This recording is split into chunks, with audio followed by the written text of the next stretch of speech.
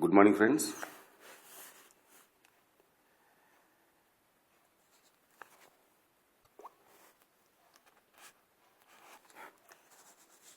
AP current అఫైర్స్కి స్వాగతం. ఈరోజు మనము మిగిలిన అంశాలని ఏపీ కరెంట్ అఫైర్స్ని మనం ఈరోజు మళ్ళీ క్షుణ్ణంగా తెలుసుకుందాము. నిన్నటి వరకు మనం చూసిన వాటిల్లో మీరంతా నీట్గా నోట్స్ ప్రిపేర్ అవుతున్నారని ఆశిస్తున్నాను. ఈరోజు మరి ఏపీలో జరిగిన కొన్ని ముఖ్యమైన సంఘటనలు, మీకు ఏదైతే ఇంపార్టెంటో ఎగ్జామ్స్కు ఏదైతే ఇంపార్టెంటో అది మళ్ళీ ఈరోజు మనం కొన్ని ఇంపార్టెంట్ టాపిక్స్ అని మళ్ళీ మనం నేర్చుకుందాం ఈరోజు. Okay, let me start. Andhra Pradesh ఎమ్మెల్యేలు ఎమ్మెల్సీల జీతాలు పెంపు, దీని గురించి తెలుసుకున్నాం. ఆంధ్రప్రదేశ్ శాసన మండలి సభ్యుల జీత భత్యాలు పెరగనున్నాయి. ఈ మేరకు రాష్ట్ర ప్రభుత్వం ప్రవేశపెట్టిన ఆంధ్రప్రదేశ్ జీతాలు పింఛను చెల్లింపు నిరర్హత తొలగింపు చట్టము 1953 సవరణ బిల్లున 2016 మార్చి 30న ఉభయ సభల్లో ఆమోదం పొందింది.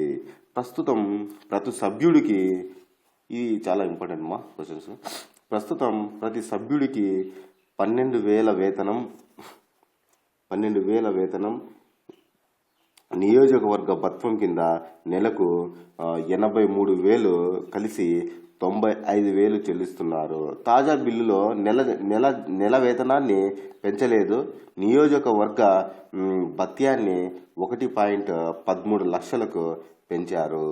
ఈ లెక్క వేతనం నియోజకవర్గ భత్యం కలిపి ఇకపై ప్రతి సభ్యుడికి నెలకు 1.25 లక్షలు చెల్లించనున్నారు. మాజీ ఎమ్మెల్యేలు ఎమ్మెల్సీలకు కనీస పింఛను 30,000 మొదలుకొని గరిష్టంగా 50,000 వరకు చెల్లించనున్నారు. వాహనాల కొనుగోలు, గృహ నిర్మాణానికి అడ్వాన్స్ కింద 20 లక్షలు ఇవ్వనున్నారు. ఈ మొత్తాన్ని సభ్యులు తిరిగి చెల్లించాల్సి ఉంటుంది. ఈ జీత భత్యాల పెంపు వల్ల ఏడాదికి సుమారు 30,62,31,300 మేర అదనపు వ్యయం అవుతుంది. ఇది మన జీతాల గురించి, మన ఎమ్మెల్యేలకు ఎంసీలకు జీతాల గురించి మనకు ఇవి డీటెయిల్స్. ఇవి వాళ్ళ జీతము ఎంత పెంచినారు అనేది ఇట్లాంటి చిన్న చిన్న పాయింట్స్ చాలా ఇంపార్టెంట్. రేపు వచ్చే ఎగ్జామ్స్లో ఖచ్చితంగా ఈ క్వశ్చన్ అడిగే అవకాశం ఉంది, కాబట్టి మీరు నీట్గా దాన్ని నోట్ చేసుకోండి. దాని తర్వాత వైజాగ్లో అంకుర కేంద్రాల గిడ్డంగి. ఆంధ్రప్రదేశ్లో ప్రపంచ స్థాయి సాంకేతిక అంకుర కేంద్రాల వాతావరణం సృష్టించేందుకు ఆంధ్రప్రదేశ్ ప్రభుత్వం నాస్కామ్ చేతులు కలిపాయి. వైజాగ్లో అంకుర కేంద్రాలకు గిడ్డంగి ఏర్పాటు కోసం ఇరు వర్గాలు ఒక అవగాహన ఒప్పందం కుదుర్చుకున్నాయి. 2016 మార్చి 15న అసెంబ్లీ కమిటీ హాలులో జరిగిన కార్యక్రమంలో ముఖ్యమంత్రి చంద్రబాబు నాయుడు సమక్షంలో నాస్కామ్ అధ్యక్షుడు ఆర్ చంద్రశేఖర్, ఐటీ శాఖ మంత్రి పల్లె రఘునాథరెడ్డి MOUపై సంతకాలు చేశారు. నాస్కామ్ 10,000 అంకుర కేంద్రాలు కార్యక్రమాల్లో భాగంగా దేశవ్యాప్తంగా వివిధ రాష్ట్రాల్లో గిడ్డంగులు ఏర్పాటు చేయాలని సంస్థ నిర్ణయించింది. అందులో ఒకటి వైజాగ్లో ఏర్పాటు చేయనుంది. దాని తర్వాత SC/ST కమిషన్ చైర్మన్గా కార్యం శివాజీ. ఆంధ్రప్రదేశ్ రాష్ట్ర SC/ST కమిషన్ చైర్మన్గా మాల మహానాడు అధ్యక్షుడు కార్యం శివాజీ రాష్ట్ర ప్రభుత్వం నియమించింది. ఈ మేరకు సాంఘిక సంక్షేమ శాఖ ముఖ్య కార్యదర్శి డాక్టర్ విజయ్ కుమార్ 2016 ఏప్రిల్ 13న ఉత్తర్వులు జారీ చేశారు. చైర్మన్గా బాధ్యతలు చేపట్టి నుంచి 3 ఏళ్ల వరకు శివాజీ ఈ పదవిలో కొనసాగుతారు. దాని తర్వాత ప్రముఖ నేపథ్య గాయని పి సుశీల గిన్నీస్ రికార్డు. తెలుగు వారందరికీ గాన కోకిలగా సుపరిచితురాలైన ప్రముఖ నేపథ్య గాయని పులపాక సుశీల గిన్నిస్ వరల్డ్ రికార్డును సొంతం చేసుకుంది. 56 ఏళ్ల సుదీర్ఘ ప్రస్థానంలో పలు భాషల్లో కలిపి 17,695 పాటలను పాడిన గాయనిగా ఆమెకు ఈ అరుదైన ఘనత దక్కింది. ఈ మేరకు ఆమెకు గిన్నిస్ రికార్డుల సంస్థ ధృవపత్రాన్ని అందజేసింది. సుశీల ఆంధ్రప్రదేశ్లోని విజయనగరం జిల్లాలో జన్మించింది. దాని తర్వాత కంపెనీల పెట్టుబడులు ఆకర్షించేందుకు నూతన విధానము. ఏంటా నూతన విధానం అంటే కొత్త సాంకేతిక పరిజ్ఞానం ఇంటర్నెట్ ఆఫ్ థింగ్స్కి సంబంధించిన 5 ఏళ్లలో 100 కంపెనీలు పెట్టుబడులను ఆకర్షించాలని ఆంధ్రప్రదేశ్ ప్రభుత్వము నిర్ణయించింది. కొత్త టెక్నాలజీలో రాష్ట్రంలో 50,000 మంది యువతకు ఉపాధి కల్పించాలనే లక్ష్యంగా పెట్టుకుంది. దేశంలోనే తొలిసారిగా ఐఓటీ టెక్నాలజీ వినియోగం ఆయా కంపెనీల పెట్టుబడుల ఆకర్షించేందుకు నూతన విధానాన్ని ప్రకటించింది. ఈ మేరకు ఐటీ శాఖ ప్రత్యేక కార్యదర్శి ఫణికిషోర్ ఉత్తర్వులు జారీ చేశారు. 2020 నాటికి రాష్ట్ర వ్యాప్తంగా 10 ప్రభుత్వ ప్రైవేటు ఐఓటీ హబ్లను ఏర్పాటు చేయాలని ఈ విధానంలో పేర్కొన్నారు. దాని తర్వాత మనకు ఏపీ టూరిజం గురించి మనం తెలుసుకున్నాం. ఏపీ టూరిజం ప్రచారకర్తలుగా అజయ్ దేవగన్ కాజోల్, ఇంపార్టెంట్ అజయ్ దేవగన్ కాజోల్ అమరావతిలో వినోద మీడియా నగరం ఏర్పాటు చేయడానికి బాలీవుడ్ నటుడు అజయ్ దేవగన్ సంసిద్ధత వ్యక్తం చేశాడు. ప్రతిపాదిత వినోద మీడియా నగరం గురించి పవర్ పాయింట్ ప్రజెంటేషన్ ద్వారా రాష్ట్ర ముఖ్యమంత్రి చంద్రబాబు నాయుడు అజయ్ దేవగన్ను వివరించాడు. అలాగే దుబాయ్ తరహాలో వర్చువల్ సాంకేతికతో కూడిన స్టూడియో నిర్మాణానికి చేపట్టినట్టు అజయ్ దేవగన్ వెల్లడించారు. అలాగే ఆంధ్రప్రదేశ్ పర్యాటక రంగానికి ప్రచారకర్తగా వ్యవహరించేందుకు తన సతీమణి కాజల్తో కలిసి అజయ్ దేవగన్ను స్వచ్ఛంగా అంగీకరించాడు. ఏపీలో ఫైబర్ గ్రిడ్ తొలి దశ ప్రారంభం. ఆంధ్రప్రదేశ్ ప్రభుత్వం చేపట్టిన ఫైబర్ గ్రిడ్ మొదటి దశకు ముఖ్యమంత్రి Chandrababu Naidu Cisco system executive chairman John T Chambers 2016 మార్చి 17న విశాఖపట్నంలో ప్రారంభించారు. అనంతరం ఆయన మాట్లాడుతూ ఫైబర్ గ్రిడ్ ప్రాజెక్టుకు దేశంలోని మొదటి డిజిటల్ రాష్ట్రంగా ఏపీ ఆవిర్భవించనున్నదన్నారు. ఈ ప్రాజెక్టు ద్వారా ఇంటర్నెట్, కేబుల్, టెలిఫోన్ సేవలు ఏకీకృత వ్యవస్థ పద్ధతిలో ప్రజలకు అందిస్తున్నారు. 2016 జూలై నెలాఖరున రాష్ట్రంలో అన్ని ఇళ్లకు ఇంటర్నెట్ సమీకృత డిజిటల్ సేవలను అందుబాటులోనికి వస్తున్నాయి. ఈ డిజిటలైజేషన్ 4,700 కోట్లు ఖర్చవుతుందని అంచనా వేసిన అందుబాటులో ఉన్న విద్యుత్ స్తంభాలకు వినియోగించుకొని కేవలం 330 కోట్లతోనే ఈ ప్రాజెక్టును చేపట్టారు. కేబుల్, ఇంటర్నెట్, ఫోన్ సేవలను 149కి అందించాలన్నది ప్రభుత్వ లక్ష్యమని ముఖ్యమంత్రి చంద్రబాబు నాయుడు ఈ సందర్భంగా పేర్కొన్నారు. దాని తర్వాత తిరుపతిలో ప్రపంచ స్థాయి అంకురాభివృద్ధి కేంద్రం నూతన ఆలోచనలు కార్యరూపం దాల్చేందుకు వీలుగా రాష్ట్ర ప్రభుత్వం తిరుపతిలో ప్రపంచ స్థాయి అంకురాభివృద్ధి కేంద్రాన్ని ఏర్పాటు చేయనుంది. టెక్నాస్ విశ్వవిద్యాలయం భాగస్వామ్యంతో ఆసియాలోనే తొలి అంకురాభివృద్ధి కేంద్రాన్ని ఏపీలో స్థాపించనుంది. టెక్సాస్ విశ్వవిద్యాలయం, AP chamber of commerce and industries, AP IT శాఖ సంయుక్తంగా ఈ కేంద్రాన్ని నెలకొల్పేందుకు సర్కారు 2016 మార్చి 2వ తేదీన జరిగిన మంత్రి మండలి సమావేశంలో ఆమోదించింది. రాష్ట్ర వ్యాప్తంగా 2020 నాటికి 100 అంకురాభివృద్ధి కేంద్రాలను ఏర్పాటు చేయాలని, 5,000 స్టార్టప్లను ప్రోత్సహించాలని స్టార్టప్ విధానంలో ప్రభుత్వం పేర్కొంది. ఇందులో భాగంగా తిరుపతి ప్రపంచ స్థాయి అంకురాభివృద్ధి నిర్మాణానికి ప్రతిపాదన ఆమోదించింది. దాని తర్వాత అమరావతిలో 1000 పడకల ఆసుపత్రి. నవ్యాంధ్ర రాజధాని అమరావతిలో అంతర్జాతీయ ప్రమాణాలతో కూడిన 1000 పడకల ఆసుపత్రి వైద్య కళాశాలను ఏర్పాటు కానున్నాయి. భారత్ యూకే సంయుక్త సంస్థ Indo UK institute of health ఆధ్వర్యంలో వీటిని ఏర్పాటు చేస్తారు. ఇందుకోసం 1000 కోట్లు వెచ్చిస్తున్నారు. ఈ మేరకు ఏపీ ప్రభుత్వం ఇండో యూకే ఇన్స్టిట్యూట్ మధ్య 2016 ఫిబ్రవరి 5న విశాఖపట్నంలో ఒప్పందం కుదిరింది.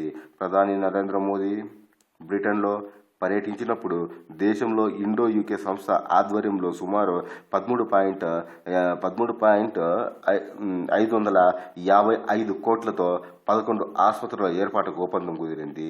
వీటిలో మొదటిది అమరావతిలో ఏర్పాటు చేయడంతో పాటు ఇక్కడి నుంచి దేశంలో కార్యకలాపాలను నిర్వహించేందుకు ఈ మేరకు రాష్ట్ర ప్రభుత్వం తరపున economic development board CEO Krishna Kishore British సంస్థ తరపున ఆ సంస్థ ఎండి డాక్టర్ అజయ్ రంజన్ గుప్తా విశాఖపట్నంలోని ఉడా కార్యాలయంలో ఒప్పందం పత్రాలపై ముఖ్యమంత్రి చంద్రబాబు నాయుడు సమీక్షంలో సంతకాలు చేశారు. తర్వాత ఏపీలో పెమాండు అమలుకు ఒప్పందం. ప్రజలకు వేగవంతంగా అభివృద్ధి ఫలాలను అందించేందుకు ఆంధ్రప్రదేశ్ ప్రభుత్వం మలేషియాకు చెందిన పెమాండు సంస్థతో అవగాహన ఒప్పందం కుదిరింది. ప్రభుత్వం కార్యక్రమాలు, విద్యా, రిటైల్ సేవలు పనితీరును పెంచి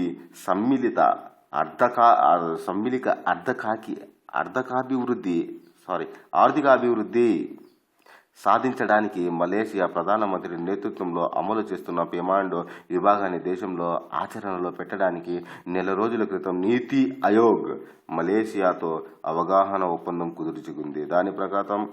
దాని ప్రకారం పెమాండు కేంద్ర ప్రభుత్వం కలిసి జాతీయ, రాష్ట్ర స్థాయిలో చేపట్టే ప్రభుత్వ కార్యక్రమాలను మరింత అర్థవంతంగా, ప్రభావశీలంగా తీర్చిదిద్దుతాయి.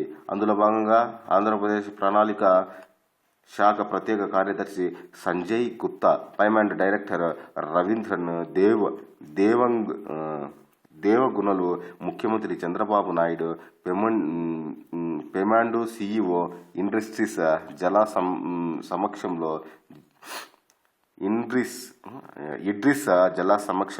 సమక్షంలో విజయవాడలో జరిగిన కలెక్టర్ల సదస్సు 2015 డిసెంబర్ 15న ఒప్పందంపై సంతకాలు చేశారు. దీంతో పెమాండులో ఒప్పందం చేసుకున్న తొలి రాష్ట్రంగా ఆంధ్రప్రదేశ్ నిలిచింది. ఆంధ్రప్రదేశ్కు 2029 నాటికి దేశంలో తొలి రాష్ట్రంగా, 2050 నాటికి ప్రపంచంలో అత్యున్నత గమ్యస్థానానికి నిలపాలన్న లక్ష్యంతో చేరుకోవడానికి అవసరమైతే నిర్మాణాత్మక మార్పులకు పెమాండు సహకరిస్తుంది. బిగ్ ఫాస్ట్ రిజల్ట్ విధానం ద్వారా పెమాండు పనిచేస్తుంది. ఇందులో ప్రజలు, వినియోగదారులు, ప్రభుత్వాధికారులు భాగస్వాములుగా ఉంటారు. 4240 మెగావాట్ల సామర్థ్యం గల థర్మల్ విద్యుత్ కేంద్రాలు జాతికి అంకితం. ఆంధ్రప్రదేశ్లో ఒకే రోజు 4240 మెగావాట్ల సామర్థ్యం కలిగిన థర్మల్ విద్యుత్ కేంద్రాలు జాతికి అంకితం అయ్యాయి. ఇందులో జెన్కో నిర్మించిన 1600 మెగావాట్ల సామర్థ్యం కలిగిన దామోదరం సంజీవయ్య థర్మల్ విద్యుత్ కేంద్రం ఒకటి కాగా, గాయత్రి ఎనర్జీ సింగపూర్కు చెందిన శంకర్ సంస్థలు సంయుక్తంగా నిర్మించిన 2640 మెగావాట్ల సూపర్ క్రిటికల్ థర్మల్ కేంద్రం మరొకటి. నెల్లూరు జిల్లా ముత్తుకూరు మండలము నేలటూరు గ్రామంలో 2016 ఫిబ్రవరి 27న వేరువేరుగా జరిగిన కార్యక్రమంలో రాష్ట్ర ముఖ్యమంత్రి చంద్రబాబు నాయుడు, కేంద్ర మంత్రులతో పీయూష్ గోయల్, ఎం వెంకయ్య నాయుడు, ప్రకాష్ జయదేకర్, సుజనా చౌదరి వీటిని ప్రారంభించారు. దామోదరం సంజీవయ్య విద్యుత్ కేంద్రంలో కొత్తగా 800 మెగావాట్ల యూనిట్కు శంకుస్థాపన చేశారు. దాని తర్వాత దేశభక్త కొండ వెంకటప్పయ్య పంతులు 150వ జయంత్యోత్సవాలు. దేశభక్త కొండ వెంకటప్పయ్య పంతులు 150వ జయంత్యోత్సవాలు ఫిబ్రవరి 2016 20న గుంటూరులో సంగీత, సాహిత్య, నృత్య నాటక సంస్థ ఆధ్వర్యంలో జరిగాయి. ఈ సందర్భంగా తమిళనాడు గవర్నర్ కోనిజేటి రోషయ్య ఈ జయంత్యుత్సవాల్లో పాల్గొని వెంకటప్పపై వెలువరించిన స్వీయ చరిత్ర గ్రంథాన్ని ఆవిష్కరించారు. మేదుగుల రవికృష్ణ ఈ స్వీయ చరిత్ర పుస్తక రూపంలోనికి తీసుకొచ్చారు. నెక్స్ట్, రాష్ట్ర నూతన సిఎస్గా సత్యప్రకాష్ టక్కర్. రాష్ట్ర ప్రభుత్వ నూతన ప్రధాన కార్యదర్శిగా సత్యప్రకాష్ టక్కర్ నియమితులయ్యారు. ప్రస్తుతం ప్రధాన కార్యదర్శి ఐవైఆర్ కృష్ణారావు 2016 జనవరి 30న పదవి విరమణ చేయడంతో ఆయన స్థానంలో టక్కర్ నియుక్తులయ్యారు. ఈ మేరకు 2016 జనవరి 30న టక్కర్ పదవి బాధ్యతలు స్వీకరించారు. వచ్చే ఆగస్టు వరకు టక్కర్ ఈ పదవిలో కొనసాగుతారు. నెక్స్ట్, ఆంధ్రప్రదేశ్కు 5 అవార్డులు. Very important. ఉపాధి హామీ పథకం అమల్లో పారదర్శకత, జవాబుదారీతనం విభాగంలో ఆంధ్రప్రదేశ్కు జాతీయ అవార్డు దక్కింది. 2016 ఫిబ్రవరి 2న ఢిల్లీలోని విజ్ఞాన్ భవన్లో జరిగిన పథకం 10వ వార్షికోత్సవంలో ఆర్థిక శాఖ మంత్రి అరుణ్ జైట్లీ చేతుల మీదుగా రాష్ట్ర గ్రామీణాభివృద్ధి ప్రత్యేక ప్రధాన కార్యదర్శి దినేష్ కుమార్, పంచాయతీరాజ్ గ్రామీణాభివృద్ధి శాఖ కమిషనర్ బి రామాంజనేయులు ఈ అవార్డులను అందుకున్నారు. ఈ ఉత్సవంలో దేశవ్యాప్తంగా 40 అవార్డులు ఇవ్వగా అందులో 5 ఆంధ్రప్రదేశ్కు దక్కాయి. పథకం అమలు దేశంలోనే అత్యుత్తమ జిల్లాలోని ఒకటిగా కడప, దేశంలోనే 10 అత్యుత్తమ గ్రామాల్లో ఒకటిగా కుప్పం నియోజకవర్గంలోనే జరుగు గ్రామ అవార్డులు అందుకున్నాయి. నెక్స్ట్, మంగళగిరి ఎయిమ్స్ నిర్మాణ పనులకు సంబంధించిన పైలాన్ ఆవిష్కరణ. కేంద్ర వైద్య ఆరోగ్య శాఖ మంత్రి జేపీ నడ్డా గుంటూరు జిల్లా మంగళగిరి టీబీ శానిటోరియం భూముల్లో 2015 డిసెంబర్ 19న ఎయిమ్స్ నిర్మాణ పనులకు సంబంధించిన పైలాన్ను ఆవిష్కరించారు. ఈ కార్యక్రమంలో రాష్ట్ర ముఖ్యమంత్రి చంద్రబాబు నాయుడు, కేంద్ర పట్టణాభివృద్ధి శాఖ మంత్రి వెంకయ్యనాయుడు తదితరులు పాల్గొన్నారు. దీంతో నిర్మాణానికి కేంద్రం 1,618 కోట్లు ఖర్చు చేస్తుంది. అన్ని వ్యాధులకు సంబంధించిన ప్రత్యేక వైద్య సేవలు అందించడానికి వీలుగా ఇక్కడ పలు నిర్మాణాలు ఉంటాయి. సాంప్రదాయ వైద్యం, ఆయుర్వేదం, యునానీ వైద్య సేవలు అందుబాటులో ఉంటాయి. ఏపీ వడ్డీ వ్యాపారుల బిల్లుకు అసెంబ్లీ ఆమోదం. చూడండి, ప్రైవేట్ వడ్డీ వ్యాపారాలపై ఆంధ్రప్రదేశ్ ప్రభుత్వం కొరడా జలిపించింది. ఇక నుంచి వడ్డీ వ్యాపారం చేయాలనుకునే వారికి లైసెన్స్ తప్పనిసరి చేసి బిల్లును ఆంధ్రప్రదేశ్ అసెంబ్లీ 2015 డిసెంబర్ 1న ఆమోదించింది. ఈ బిల్లును ఆంధ్రప్రదేశ్ వడ్డీ వ్యాపారుల బిల్లు 2015గా వ్యవహరిస్తారు. ఆసక్తి కలవారు తమ చేసే వ్యాపార పరిమాణాన్ని బట్టి ముందుగా ప్రభుత్వం వద్దకు 5,000 నుంచి 2,55,000 వరకు సెక్యూరిటీ డిపాజిట్ కట్టాల్సి ఉంటుంది. అంతేకాదు, తాము వ్యాపారం చేసే ప్రదేశాల్లో తమ పేరు వసూలు చేస్తున్న వడ్డీ వివరాలను బోర్డుపై ప్రదర్శించడం తప్పనిసరి. ఇందులో అనేక కఠిన నిబంధనలకు పొందుపరిచారు. వీటిని అతిక్రమించిన వారికి 3 ఏళ్ల వరకు జైలు శిక్ష, 1,00,000 వరకు జరిమానా విధించేందుకు ఈ బిల్లు వీలు కల్పిస్తుంది. కనకదుర్గ పై వంతెనకు శంకుస్థాపన. కేంద్ర ఉపరితల రవాణా రహదారుల శాఖ మంత్రి నితిన్ గడ్కరీ విజయవాడలో 6 వరుసల కనకదుర్గ వంతెనకు 2015 డిసెంబర్ 5న రాష్ట్ర ముఖ్యమంత్రి చంద్రబాబు నాయుడు గారు, కేంద్ర పట్టణాభివృద్ధి శాఖ మంత్రి వెంకయ్యనాయుడు, కేంద్ర సహాయ మంత్రి సుజనా చౌదరితో కలిసి శంకుస్థాపన చేశారు. దీంతో పాటు NH-16, NH-65 రహదారులకు 4 వరుసలకు విస్తరించే పనులు ఇబ్రాహీంపట్నం చంద్రగూడెం మధ్య NH30లో 2 వరుసల విస్తరణ కత్తిపూడి కాకినాడ మధ్య NH 2016కు 4 వరుసలుగా విస్తరణ పనులకు శంకుస్థాపన చేశారు. ఉదయ్ పథకంలో చేరిన తొలి రాష్ట్రం ఏపీ.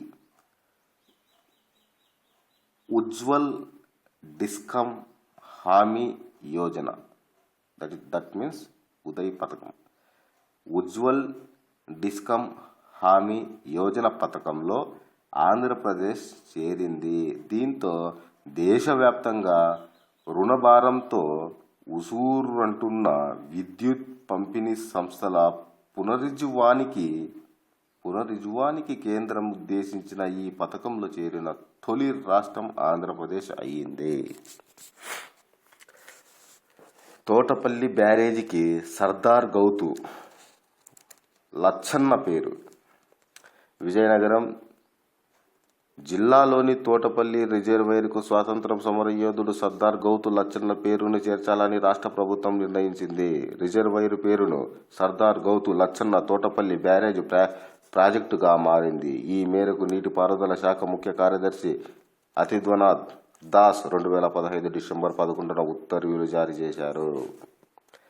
తర్వాత రాజమండ్రి GMR విద్యుత్ కేంద్రం ప్రారంభం. GMR గ్రూపును చెందిన GMR ఎనర్జీ అనుబంధ సంస్థ GMR రాజమండ్రి ఎనర్జీ విద్యుదుత్పత్తి కేంద్రం వాణిజ్యపరంగా విద్యుదుత్పత్తిని ప్రారంభించింది. రాజమండ్రిలోని 2x384 మెగావాట్ల గ్యాస్ ఆధారిత విద్యుత్ కేంద్రంలో ఈ ఉత్పత్తి ప్రారంభమైంది. ఇటీవల కేంద్ర ప్రభుత్వం ప్రవేశపెట్టిన ఈ బిడ్ RLNG పథకం అంటే స్టాండర్డ్ గ్యాస్ ఆధారిత విద్యుత్ కేంద్రాల కోసం ప్రవేశపెట్టిన పథకం కింద ఈ ప్లాంటుకు విద్యుత్ లభిస్తుంది. 768 మెగావాట్ల సామర్థ్యం కలిగిన ఈ ప్లాంట్ ప్రస్తుతానికి 50% ప్లాంట్లు లోడ్ ఫ్యాక్టరీ పనిచేస్తుంది. తద్వారా ఉత్పత్తి అయ్యే 384 మెగావాట్ల విద్యుత్తును ఏపీ డిస్కామ్లకు సరఫరా చేస్తుంది. ఇది కంబైన్డ్ సైకిల్ పవర్ ప్లాంట్ అని GE కంపెనీ చెందిన అత్యధిక సాంకేతిక పరిజ్ఞానం అభివృద్ధి చేసిన గ్యాస్ టర్బైన్ల ద్వారా విద్యుత్పత్తి అవుతుందని GMR రాజమండ్రి ఎనర్జీ వెల్లడించింది. ఇప్పటికే GMR వేమగిరి ప్లాంట్లో విద్యుత్ ఉత్పత్తిని జరుగుతుంది. GMR వేమగిరి, GMR రాజమండ్రి విద్యుత్ కేంద్రాల మొత్తం విద్యుత్ ఉత్పత్తి సామర్థ్యం 1156 మెగావాట్లు. గుంటూరులో వ్యవసాయ యూనివర్సిటీకి శంకుస్థాపన. వ్యవసాయ యూనివర్సిటీకి శంకుస్థాపన గుంటూరులో కేంద్ర వ్యవసాయ శాఖ మంత్రి రాధామోహన్ సింగ్ 2015 నవంబర్ 16న నవ్యాంధ్ర రాజధానిలో వ్యవసాయ విశ్వవిద్యాలయ నిర్మాణానికి శంకుస్థాపన చేశారు. గుంటూరు జిల్లా తాడికొండ మండలం లాంపాంలో నిర్వహించిన శంకుస్థాపన కార్యక్రమంలో రాష్ట్ర ముఖ్యమంత్రి చంద్రబాబు నాయుడు, కేంద్ర మంత్రులు వెంకయ్యనాయుడు, అశోక్ గజపతిరాజు, వై సుజనా చౌదరి రాష్ట్ర మంత్రులు పాల్గొన్నారు. ఈ 1505 కోట్ల వ్యయంతో 500 ఎకరాల్లో దీన్ని ఏర్పాటు చేయనున్నారు. నెక్స్ట్, ఓర్వకల్లులో ఉర్దూ వర్సిటీకి శంకుస్థాపన. కర్నూలు జిల్లా ఓర్వకల్లులో 2015 నవంబర్ 9న ముఖ్యమంత్రి నారా చంద్రబాబు నాయుడు గారు ఉర్దూ విశ్వవిద్యాలయాన్ని శంకుస్థాపన చేశారు. దీనికి అబ్దుల్ హక్ వర్సిటీగా నామకరణం చేస్తున్నట్టుగా ప్రకటించారు. వచ్చే ఏడాది నుంచి తరగతులు ప్రారంభమవుతాయి. సుమారు 125 ఎకరాల్లో 150 కోట్లతో ఈ వర్సిటీని ఏర్పాటు చేస్తున్నారు. నెక్స్ట్, వారసత్వ సంపదగా గురజాడ ఇల్లు. ప్రముఖ సంఘ సంస్కర్త గురజాడ అప్పారావు ఆంధ్రప్రదేశ్ ప్రభుత్వం విశిష్ట గౌరవాన్ని ఇచ్చింది. విజయనగరంలోని ఆయన నివాసాన్ని వారసత్వ సంపదగా ప్రకటించాలని నిర్ణయించింది. సుమారు 350 గజాల విస్తరణలోని ఆ ఇల్లు పోతున్న నేపథ్యంలో భవన పునర్నిర్మాణానికి అనుమతించాలని ఆయన వారసులు అధికార యంత్రాంగానికి కోరారు. కానీ వారికి పరిహారం చెల్లించి ఈ భవనాన్ని పురాతన వారసత్వ సంపదగా అభివృద్ధి చేయాలని ప్రభుత్వం నోటిఫికేషన్ జారీ చేసింది. తర్వాత మెగా సిటీలుగా విశాఖ, అమరావతి, తిరుపతి. ఆంధ్రప్రదేశ్కు 3 రీజియన్స్గా వర్గీకరిస్తూ ఆంధ్రప్రదేశ్ను 3 రీజియన్స్గా వర్గీకరిస్తూ 3 మహానగరాలను మెగా సిటీలుగా అభివృద్ధి చేయాలని రాష్ట్ర ప్రభుత్వం నిర్ణయించింది.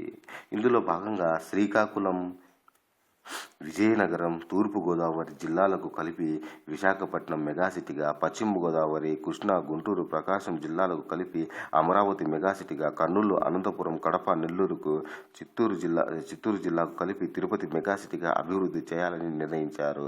నెల్లూరు, గోదావరి, కర్నూలు, అనంతపురము పట్టణాభివృద్ధి సంస్థలకు ఏర్పాటు చేయాలని రాష్ట్ర ప్రభుత్వం నిర్ణయించింది. మచిలీపట్నం, విజయనగరం, శ్రీకాకుళం మున్సిపాలిటీలను మున్సిపల్ కార్పొరేషన్ స్థాయికి పెంచాలని నిర్ణయించారు. కొత్తగా 25 నగర పంచాయతీలను ఏర్పాటు చేయాలని, 8 గ్రామ పంచాయతీలను పట్టణ స్థానిక సంస్థల్లో విలీనం చేయాలని ప్రభుత్వం నిర్ణయించింది. దాని తర్వాత ఆంధ్రప్రదేశ్కు 1000 కోట్ల ప్యాకేజీ. ప్రస్తుతం ఆర్థిక సంవత్సరంలో ఆంధ్రప్రదేశ్కు 1000 కోట్ల ప్రత్యేక సహాయం చేయాలని కేంద్ర ప్రభుత్వం నిర్ణయించింది. అందులో రాయలసీమ, ఉత్తర కోస్తాకు చెందిన 7 వెనుకబడిన జిల్లాకు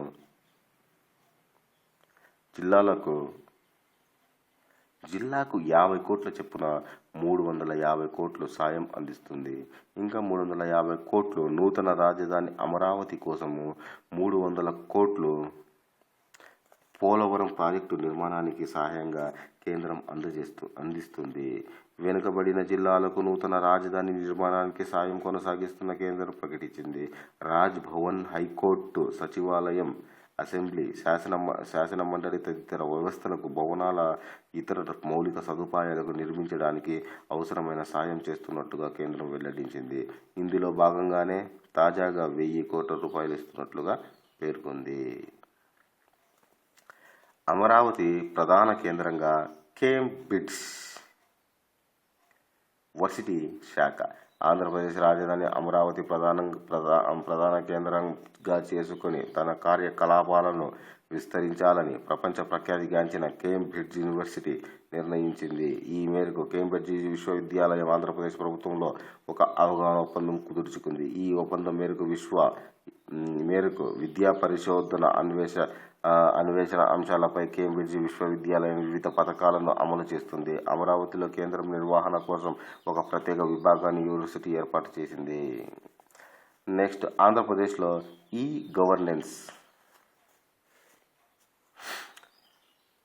ప్రభుత్వ కార్యకలాపాలను అన్ని విభాగాల్లో కంప్యూటరీకరించి శాఖలన్నింటినీ ఒకే గోడ కిందకు తీసుకువచ్చి ఈ గవర్నెన్స్ అమలు చేసేందుకు రాష్ట్ర ప్రభుత్వం నిర్ణయించింది. ఈ ప్రాజెక్టులకు అయ్యే ఖర్చు 2,358 కోట్ల రూపాయలు. ఇందులో 1,500 కోట్ల రూపాయలు రాష్ట్ర ప్రభుత్వమే సమకూర్చనుంది. మిగిలిన మొత్తాన్ని ప్రపంచ బ్యాంకు సమకూర్చనుంది. ఈ ప్రాజెక్టుకు ఈ ప్రగతి పేరుతో PPP పద్ధతిలో చేపడుతుంది. సింగపూర్ కంపెనీలు, విప్రో సంయుక్త భాగస్వామ్యంతో 3 దశల్లో ఈ ప్రతిష్టాత్మక ప్రాజెక్టుకు పూర్తి చేస్తారు. దక్షిణాసియా దేశాల్లోనే ఇలాంటి కార్యక్రమం పెట్టడం ఇదే తొలిసారి. ఈరోజుకి ఈ క్లాస్ ముగిస్తున్నాను. నెక్స్ట్ మనము ఇంకొక 2 క్లాసెస్లో మనకు ఏపీ కరెంట్ అఫైర్స్ మొత్తం అయిపోతాయండి. దాని తర్వాత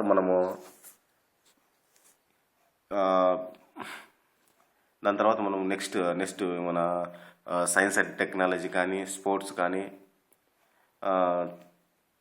ఇలాంటి ఇతర రంగాలు, ఇండియన్ పాలిటీ కానీ, జాతీయ అంశాలు, అంతర్జాతీయ అంశాలు, వాటి మీద మనము క్రీడలు, కళలు,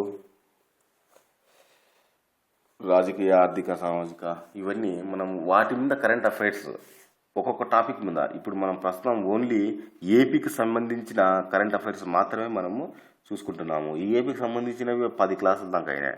దాని తర్వాత మనము ఒక్కొక్కటి క్షుణ్ణంగా ప్రతి ఒక్కటి మనము నీటుగా దాని లోపల ఉండే మొత్తం అన్ని కోణాల్లో మనం కరెంట్ అఫైర్స్ అన్ని లాగుతున్నాము. ఆ విధంగా మనకు ఈ 2 క్లాసుల్లో ఏపీ యొక్క కరెంట్ అఫైర్స్ దాదాపుగా మొత్తం ఒక 90% వరకు కవర్ అవుతున్నాయి. దీని తర్వాత మనం ఈ రాజకీయం సంబంధించినవి కానీ, ఆర్థికానికి, శాస్త్ర సాంకేతిక, కళలు, క్రీడలు ఇవన్నీ ఉన్నాయి కదా.